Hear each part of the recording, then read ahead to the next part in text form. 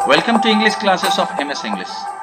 आज के इस वीडियो में मैं एक्टिव और पैसिव वॉइस से मुतालिक कुछ ऐसा फार्मूला और रूल्स बताने वाला हूं जिससे आपके लिए सिर्फ एक्टिव और पैसिव वॉइस को पहचानना ही नहीं बल्कि एक्टिव से पैसिव और पैसिव से एक्टिव में चेंज करना भी बहुत आसान हो जाएगा। शर्त यह है कि आप इस वीडियो को अटेंटिवली आखिर तक देख लें और फिर प्रैक्टिकली इन रूल्स को अप्लाई करके देख लें। आपको खुद ही अंदाज़ा लग जाएगा कि आप एक्टिव और पैसिव वॉइस में मास्टर हो चुके। तो आइए बगैर किसी ताख़ीर के क्लास को शुरू करते हैं। The most important thing before you start learning voices is that you must have some basic knowledge of English grammar. सबसे अहम बात ये कि वॉइस को सीखने से पहले आप ये श्योर हो जाएं कि इंग्लिश ग्रामर के ये कुछ कंसेप्ट्स, बेसिक कंसेप्ट्स आप अच्छी तरह जानते हों। Number 1, identification of subject and object in a sentence. एक सेंटेंस में सब्जेक्ट और ऑब्जेक्ट का पहचानना। Number 2, identification of verb. Verb की पहचान, यानी कि वर्ब ट्रांजिटिव है या इंट्रांजिटिव। नंबर 3, टेंस, यानी हमें टेंस की पहचान होनी चाहिए। देखिए, टेंस तो ऐसा है कि अगर टेंस आप नहीं जानते तो ग्रामर के किसी भी कंसेप्ट को आपके लिए समझना बहुत मुश्किल होगा। अगर आपको इनमें से किसी में भी कोई परेशानी है तो आप मेरे इन वीडियोस को देख लें, आपका डाउट क्लियर हो जाएगा। सभी वीडियोस का लिंक मैंने डिस्क्रिप्शन में दे दिया है। Let's discuss the formula and rules of voice change.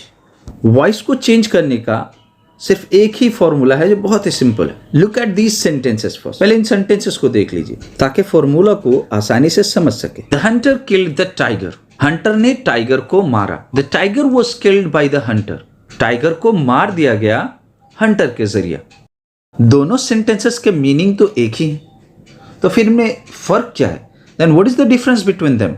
In the first sentence subject is doing the action, यानी सब्जेक्ट एक्शन को कर रहा है, जबकि in the second sentence object is doing the action, object के जरिए एक्शन को किया जा रहा है।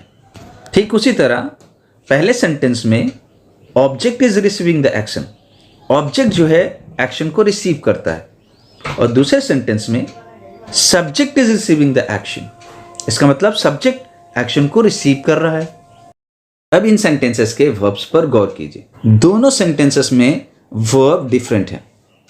किल्ड, वाज किल्ड, यानी कि हमें वर्ब के जरिए ही पता चलता है कि सब्जेक्ट जो है एक्शन को कर रहा है या ऑब्जेक्ट के जरिए एक्शन को किया जा रहा है। सब्जेक्ट डूइंग द एक्शन मतलब active voice, object doing the action मतलब पैसिव वॉइस।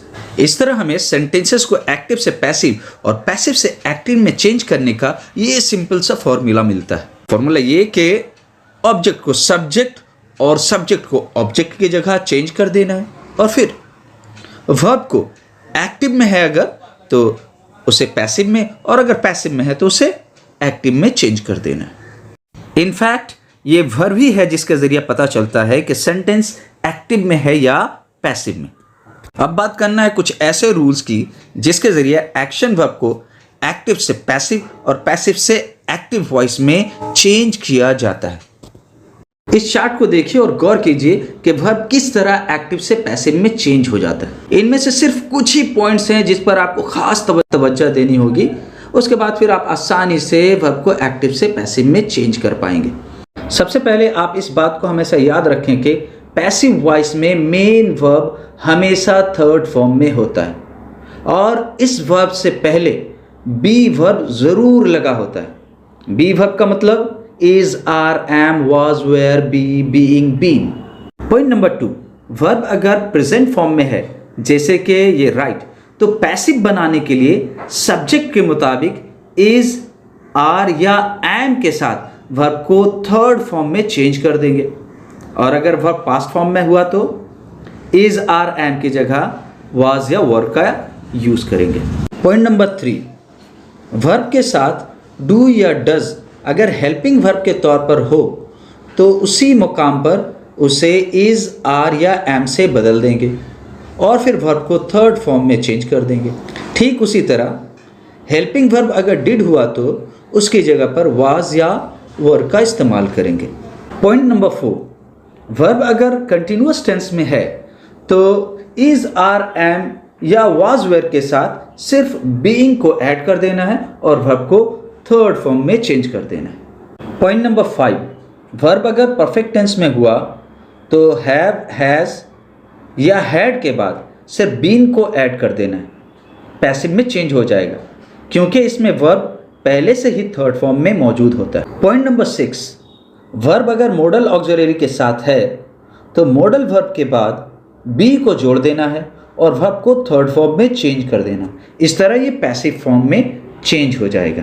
और सबसे आखिर में ये बात भी ध्यान रखें कि इंग्लिश में 12 टेंस हैं जिसमें से सिर्फ 8 ही ऐसे टेंस हैं जिसको पैसिव वॉइस में चेंज किया जाता है। परफेक्ट कंटिन्यूअस टेंस और फ्यूचर कंटिन्यूअस टेंस का पैसिव वॉइस नहीं बनता है। वॉइस को चेंज करने के लिए ये रूल्स बहुत ही अहम, लेकिन इन रूल्स को रटना नहीं, बस थोड़ी सी प्रैक्टिस करनी है, ये आपको खुद ही याद हो जाएगा। प्रैक्टिस कुछ इस तरह से करें। Look at the sentence, the teacher corrects our mistakes. ये सेंटेंस एक्टिव में है या पैसिव में? इसके लिए हमें सबसे पहले इसके वर्ब को चेक करना पड़ेगा। वर्ब है करेक्ट्स और ये एक्टिव में है क्योंकि पैसिव में वर्ब हमेशा अपने थर्ड फॉर्म में होता है और उसके साथ हमेशा बी वर्ब भी ज़रूर लगा होता है, और ये ना ही थर्ड फॉर्म में है और ना ही इसके साथ कोई बी वर्ब है, यानी इसे पैसिव में चेंज करना पड़ेगा। सब्जेक्ट है द टीचर और ऑब्जेक्ट है आवर मिस्टेक्स। ऑब्जेक्ट को सब्जेक्ट की जगह पर ले आएं और वर्ब को पैसिव में चेंज कर दें। वर्ब अगर प्रेजेंट फॉर्म में है जैसे कि ये राइट, तो पैसिव बनाने के लिए सब्जेक्ट के मुताबिक इज, आर या एम के साथ वर्ब को थर्ड फॉर्म में चेंज कर देंगे, यानी कि ये चेंज होकर बन जाएगा आर करेक्टेड। सब्जेक्ट के मुताबिक ये आर करेक्टेड हो और फिर सब्जेक्ट को ऑब्जेक्ट की जगह पर लिख दे रहा बाय द टीचर। अभी बन गया our mistakes are corrected by the teacher, और इस तरह से ये पैसिव में चेंज हो गया। है ना बहुत आसान। इसी तरह के कुछ और भी एग्जाम्पल दे रहा हूँ, आप इन्हें देख लें। मैं यकीन के साथ कह सकता हूँ कि आप ऐसे किस्म के सेंटेंसेस को आसानी से एक्टिव से पैसिव और पैसिव से एक्टिव में बना सकेंगे।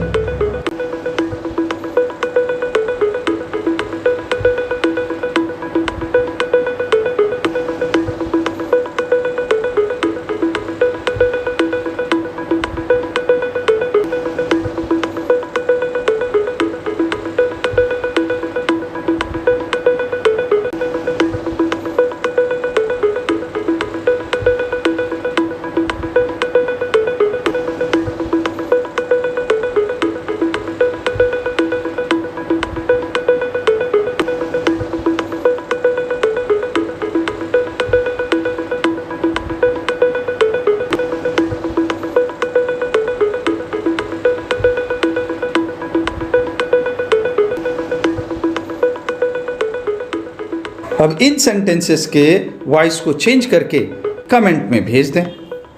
इसके अलावा वॉइस से रिलेटेड अगर आपको कोई परेशानी है, कोई डाउट है, कोई बात अगर आप पूछना चाहते हैं तो आप कमेंट में पूछ सकते हैं। मैं आपके कमेंट का रिप्लाई ज़रूर करूँगा। All the best, thank you.